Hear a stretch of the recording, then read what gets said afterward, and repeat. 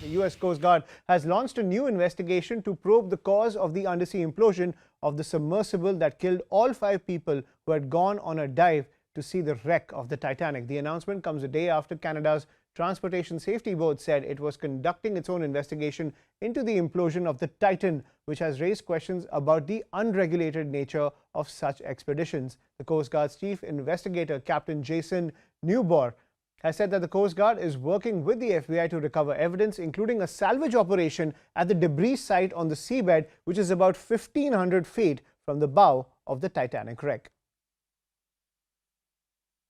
The discovery of the Titan submersible wreckage marked the conclusion of the search and rescue aspect of this incident. The Coast Guard has officially convened a Marine Board of Investigation into the loss of the submersible and the 5 people on board.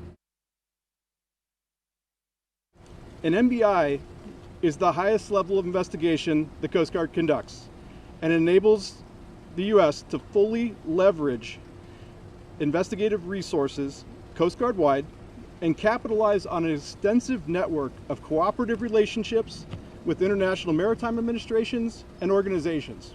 The MBI is currently in its initial evidence collection phase, including debris salvage operations at the incident site and evidence collection in coordination with Canadian authorities in the port of St. John's, Newfoundland. During the course of the MBI, the board will first and primarily work to determine the cause of this marine casualty and the 5 associated deaths. The MBI, however, is also responsible for accountability aspects of the incident, and it can make recommendations to the proper authorities to pursue civil or criminal sanctions as necessary.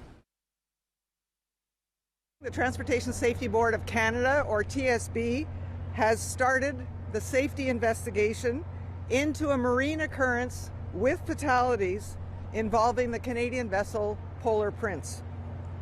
At the time of the occurrence, the vessel was involved with the operation of a submersible known as the Titan, which has been reported to have suffered a catastrophic implosion, leading to the presumed deaths of the 5 people on board.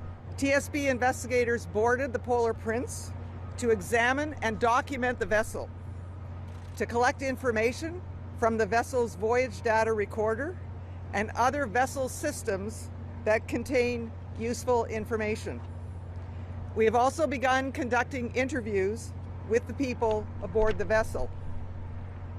At this point, we are not in a position to provide specific details about the occurrence or about the investigation that are not already in the public domain. We're looking at all aspects of this occurrence, including any vessels that were used involved in the occurrence, the registration, the construction, the ownership.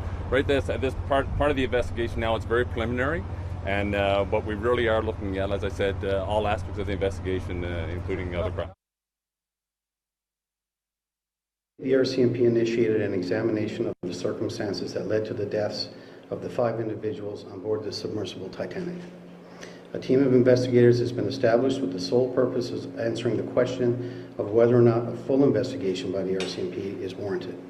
Such an investigation will proceed only if our examination of the circumstances indicate criminal, federal, or provincial laws may possibly have been broken. No timeline has been established as to how long this examination will take, but our investigators are engaged and active in this matter as of this morning. Once a determination has been made as to whether or not a full investigation will be launched, we will provide an update at that time. It's going to be a complex investigation. There's going to be some heavy lifting. It's going to take some time. Right, I'm joined by Sanjay Suri on the broadcast. Sanjay, this entire story has captured the imagination of millions across the globe because you have multi-millionaires who went into the submersible to see the wreck of the Titanic. And now you see, all in the wake of the implosion, all the authorities are scrambling to get some level of information about this.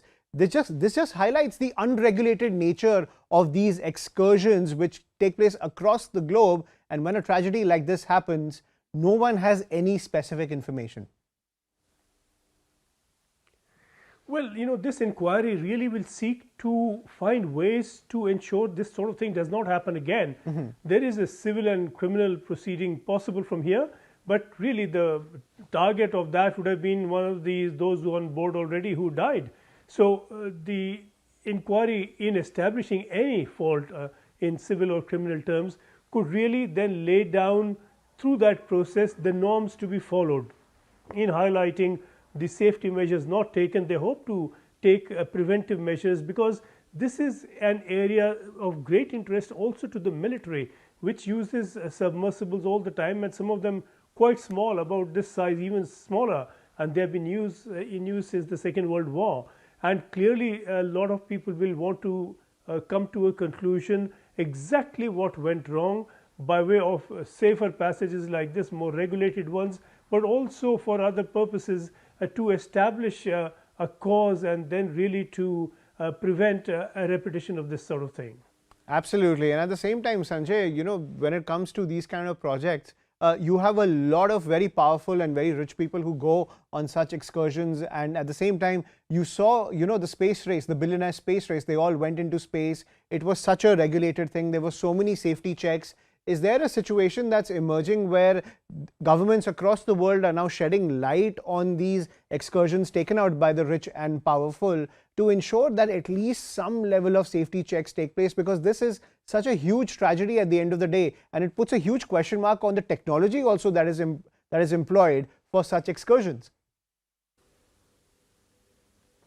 Really, these cannot be excursions of Russian roulette.